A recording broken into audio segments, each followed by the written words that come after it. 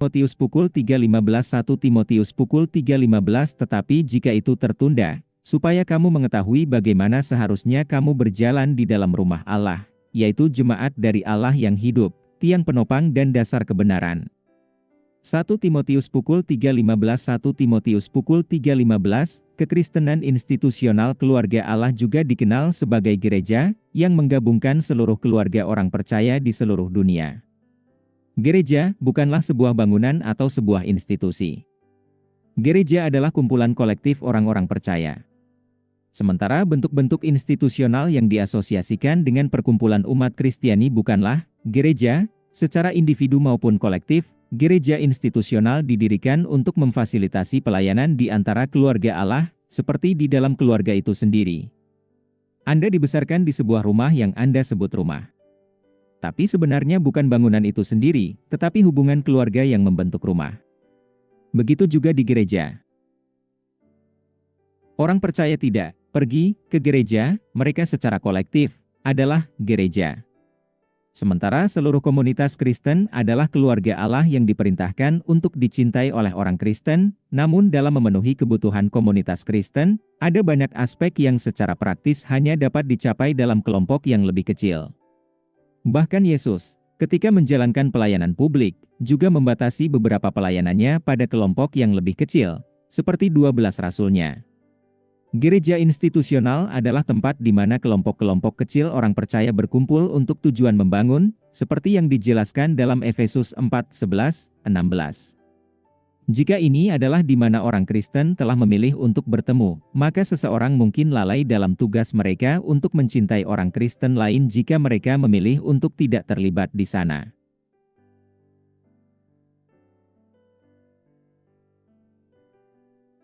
Namun, perlu diingat juga bahwa ada efek inheren dari institusionalisme yang juga menghambat kementerian yang harus diatasi jika seseorang ingin tumbuh dan melayani secara efektif atau komprehensif dalam lingkungan seperti itu.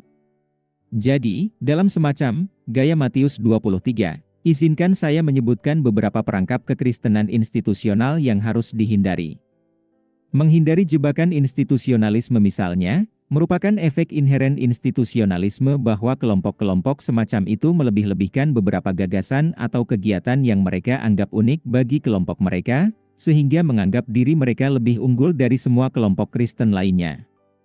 Ini adalah fenomena yang sangat umum di antara gereja-gereja institusional.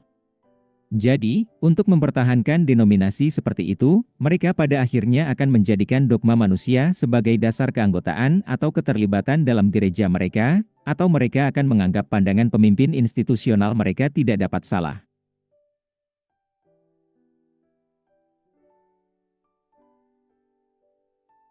Paulus memperingatkan, "Saya memohon kepada Anda, saudara-saudara, dalam nama Tuhan kita Yesus Kristus, agar Anda semua sepakat satu sama lain agar tidak ada perpecahan di antara Anda dan agar Anda dapat bersatu secara sempurna dalam pikiran dan pikiran." Saudara-saudaraku, beberapa dari rumah Chloe telah memberitahuku bahwa ada pertengkaran di antara kalian. Maksud saya adalah ini, salah satu dari Anda berkata, "Saya mengikuti Paulus," yang lain, "Saya mengikuti Apollo," yang lain, "Saya mengikuti Cephas," yang lain lagi, "Saya mengikuti Kristus." Apakah Kristus terbagi? Apakah Paulus disalibkan untuk Anda? Apakah Anda dibaptis dalam nama Paulus?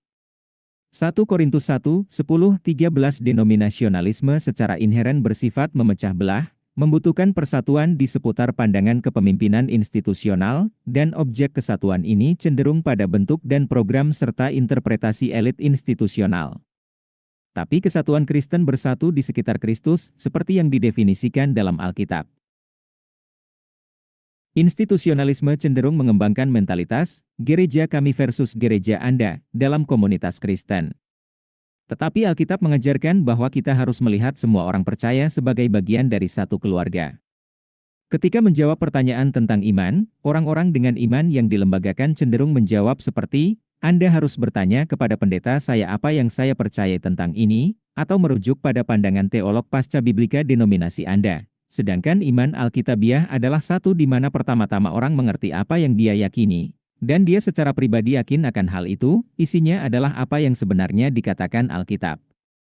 Dan inilah poin penting yang harus dijaga dari pengaruh institusionalisme, penelahan Alkitab secara pribadi. Berani mengembangkan keyakinan Anda sendiri berdasarkan apa yang Anda yakini sebagai makna dan penerapan Alkitab. Tantang orang lain dan izinkan orang lain untuk menantang Anda mengenai keyakinan dan aplikasi semacam itu.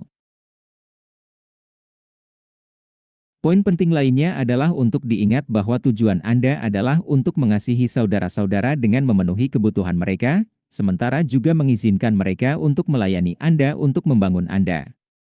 Kelemahan lain dari institusionalisme adalah bahwa mereka cenderung menekankan program di atas orang, bentuk di atas fungsi, ritual di atas hubungan, dan mereka cenderung merendahkan individu daripada mengukur fekunditas murni sebagai jumlah yang meningkat, terlepas dari apakah angka-angka ini didominasi oleh gulma. Lagi pula, Paulus memperingatkan bahwa sedikit ragi menghamirkan seluruh adonan. Jadi, apa yang populer jarang yang murni. Kesalahan atas korupsi semacam itu adalah karena sifat bawaan kita yang berdosa. Jenis efek ini ditemukan di institusi agama dan sekuler. Bukan hanya pemimpin institusional yang harus disalahkan. Meskipun posisi Anda cenderung memiliki efek yang cukup dapat diprediksi pada sikap Anda. Secara umum, kebanggaan jabatan yang juga datang dari kebutuhan untuk membenarkan gaji cenderung menciptakan sikap merendahkan ulama-ulama dalam pimpinan lembaga, mengingat jemaatnya segerombolan domba bodoh. Anda akan melihat mereka berhenti lama dalam pidato mereka, seolah-olah jemaat mereka terlalu lambat secara mental untuk mengikuti alur pemikiran mereka. Dan jika Anda memiliki pendalaman Alkitab yang dipimpin oleh seorang pemimpin institusi, itu akan cenderung menjadi format kuliah dan berakhir menjadi sesi indoktrinasi daripada pendalaman Alkitab yang serius. Dan alih-alih menantang pertanyaan berorientasi diskusi, jika memungkinkan untuk pertanyaan akan cenderung menjadi pertanyaan pemandu atau begitu sederhana sehingga tidak mengundang diskusi apapun. Bahkan, diskusi dan persahabatan cenderung putus asa karena efek institusionalisme. Bagi kebanyakan orang Kristen, mereka pergi ke gereja, duduk, mengatakan apa yang dikatakan program, membayar hutang, mendengarkan khotbah, dan pulang. Jika hanya ini yang ditawarkan kekristenan institusional, itu harus dianggap hanya sebagai bagian kecil dari kehidupan Kristen. Tetapi orang Kristen yang malas mungkin merasa nyaman untuk membatasi atau mendefinisikan kehidupan Kristen mereka dengan cara ini. Mereka menonton program mingguan dan menganggap diri mereka telah memenuhi tanggung jawab rohani mereka, jika mereka berpikir dalam hal tanggung jawab. Orang Kristen seperti itu menganggap diri mereka sebagai domba bodoh yang tidak mampu melakukan apapun kecuali tugas yang paling sederhana, dan karena itu mereka menghindar dari melakukan pekerjaan Kristen yang serius. Seperti bayi seumur hidup, mereka hanya mencari tempat di mana kebutuhan mereka dapat dipenuhi, atau hanya apa yang bisa mereka dapatkan darinya, mengakui bahwa pelayanan hanyalah pekerjaan kepemimpinan institusional atau profesional yang dibayar.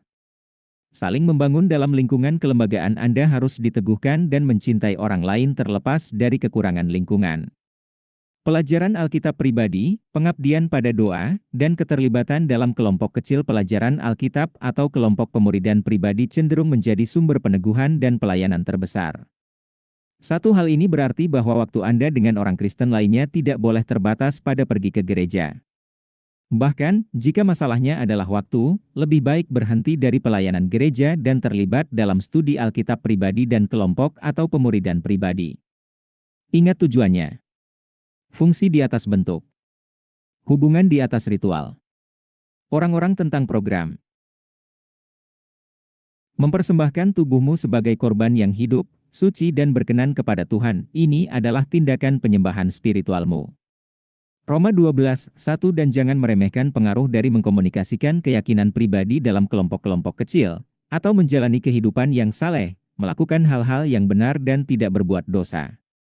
Berurusan dengan kepemimpinan institusional berbicara kepada orang awam, sebagai rekan awam, hindari mencoba secara tidak perlu atau bersemangat untuk mengubah aspek kelembagaan gereja. Hal-hal institusional terutama merupakan domain kepemimpinan institusional. Tetapi apa yang mereka anggap penting bagi mereka belum tentu apa yang perlu Anda anggap penting untuk mencapai tujuan. Sebenarnya, apa yang seharusnya Anda anggap penting mungkin bukan sesuatu yang mereka anggap sangat penting. Lagi pula, mereka tidak akan mendengarkan Anda. Jadi cobalah untuk meminimalkan keterlibatan Anda dengan kepemimpinan institusional kecuali Anda merasa terpanggil untuk melakukan sebaliknya. Memilih gereja karena semua orang percaya adalah saudara yang harus kita kasihi, tidak ada batasan yang melekat pada gereja mana yang harus Anda hadiri. Jika Anda tidak menyukai orang-orang Kristen di gereja Anda, maka mungkin Anda harus tinggal sampai Anda belajar untuk mengasihi mereka. Secara lebih umum, memilih satu gereja daripada yang lain bukanlah masalah benar atau salah, tetapi lebih pada masalah efektivitas dan panggilan. Sebenarnya, mungkin ide yang baik untuk berpindah gereja secara berkala hanya untuk bertemu dengan orang Kristen lainnya, lagi pula, kita semua adalah keluarga kemanapun Anda pergi. Adalah baik untuk pergi ke gereja-gereja sehat berdasarkan Alkitab di mana Anda dapat diteguhkan. Tetapi juga baik untuk pergi ke gereja yang tidak sehat sehingga Anda dapat memiliki pengaruh positif pada mereka. Lagi pula, Yesus berkata, bukan orang sehat yang membutuhkan dokter, tetapi orang sakit. Markus pukul 2:17 Pergilah ke tempat yang Anda butuhkan. Dan pergilah ke tempat Anda diizinkan untuk melayani. Bahkan Paulus meminta doa, supaya pelayananku di Yerusalem dapat diterima oleh orang-orang kudus di sana. Roma pukul 15:31 Karena Anda dapat menemukan gereja-gereja seperti Yerusalem di mana prasangka seperti itu berlaku sehingga pelayanan mereka tidak dapat diterima oleh mereka. Dan hati-hati dengan burung. Pertanyaan diskusi kelompok orang Kristen apa yang membuat diri mereka tersedia bagi Anda? Apa variasi arti kata, gereja?